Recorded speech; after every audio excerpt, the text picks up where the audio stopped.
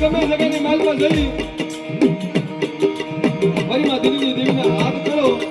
અને કદાચ એક વખત બોલાવો અને કદાચ 52 વખત જવાબ દે તો